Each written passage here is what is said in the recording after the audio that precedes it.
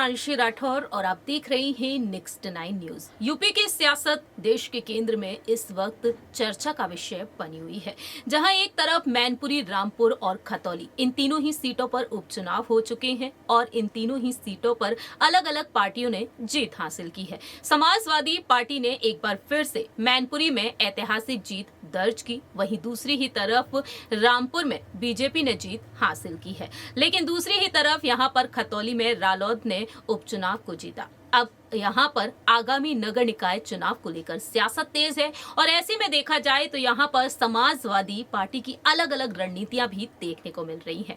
बात करेंगे एक बार फिर से सुभाषपा प्रमुख ओपी राजभर के बारे में।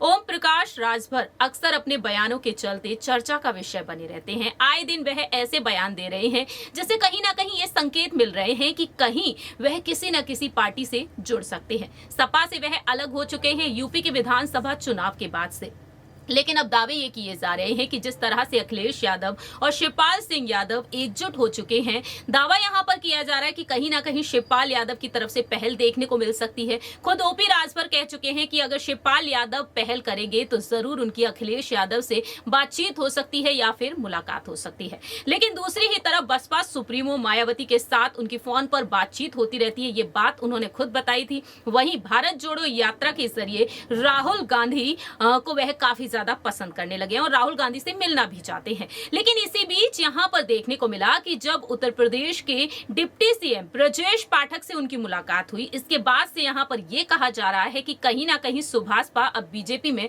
विलय हो सकती है। आपको बताना चाहेंगे इस रिपोर्ट के जरिए, बताना चाहेंगे उस ट्वीट के बारे में जो हाल ही में सामने आया है। सबसे पहले आपको जानकारी दे दें, ओपी राजभर को हाल ही में बेहद बड़ी जिम्मेदारी मिली है बीजेपी की तरफ से। आपको बता दें कि ओपी राजभर को अटल बिहारी वाजपेयी फाउंडेशन का सह अध्यक्ष नियुक्त कर दिया गया है और उन्होंने डिप्टी सीएम ब्रजेश पाठक से मुलाकात की है, जिसके बाद से राजनीतिक हलचल तेज हो चुकी है। अटकलें अब यहां पर तेज हो चुकी हैं और इसी बीच समाजवादी पार्टी के नेता आईपी सिंह ने बड़ा दावा किया है।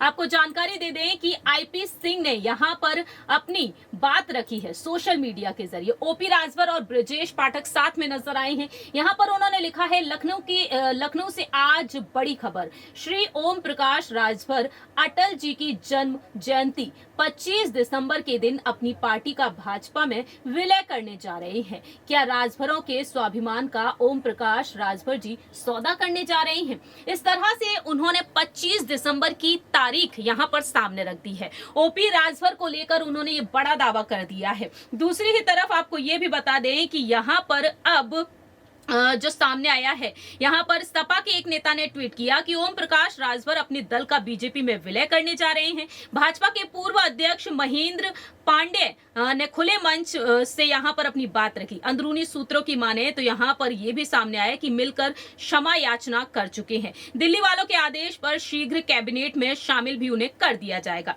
ओपी राजभर ने कहा था कि राजनीति में कोई कसम किसी ने खाई है क्या? बीजेपी और पीडीपी में गठबंधन एक होने की संभावना कभी थी? राजनीति में नेता बार बार कहते हैं कि नेता दुमुहिया सांप होते हैं, कब क्या बोल देंगे कुछ पता नहीं। और अचानक से डिप्टी सीएम से उन्होंने जो मुलाकात की है, उस मुलाकात के बाद से सियासी अटकलें तेज हो चुकी हैं। अब देखना दिलचस्प होगा कि वाकई में ओपी राजभर एक बार फिर से बीजेपी से जुड़ना चाह रहे हैं। बीजेपी भी यूपी के विधानसभा चुनाव के बाद से बार बार उन्हें प्रस्ताव देती हुई नजर आई है। देखना होगा कि ओपी राजभर का क्या कुछ अहम फैसला हो सकता है।